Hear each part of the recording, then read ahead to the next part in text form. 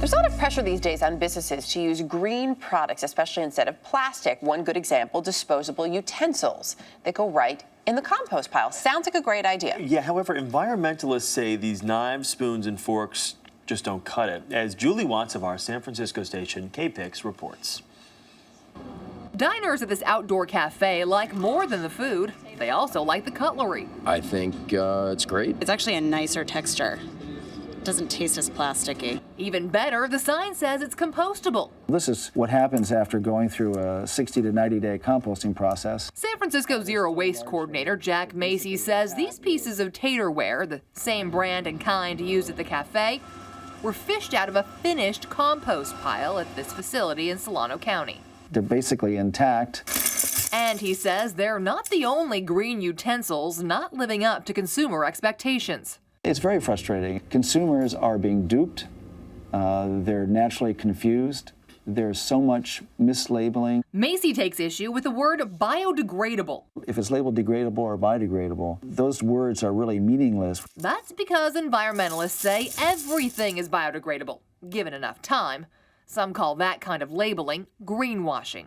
You're making your product look green when it really is not green. The consumer believes that there's an environmental benefit associated with that product. That's why they label it that way.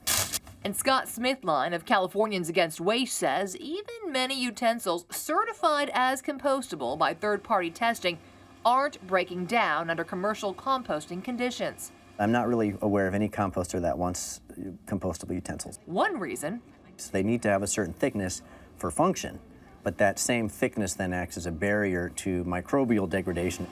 another reason, a disconnect between certification standards and reality.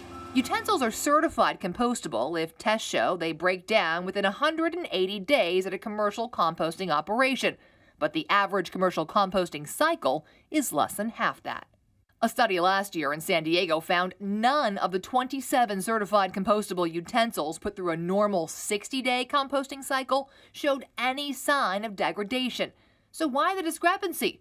Smithline says it's about money. Composters' goal is to make good quality compost as quickly as they can. That's how they make money.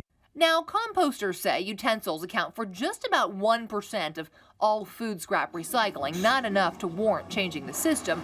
But what happens to all those utensils that get sent to commercial composters? Smithline contends most get screened out at the very beginning of the process and end up going to landfills. Just the fate these diners were hoping to avoid.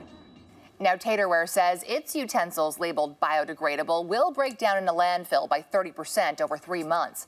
Meanwhile, many are now calling for new, more realistic industry standards for compostable utensils. Julie Watts, CBS News, San Francisco.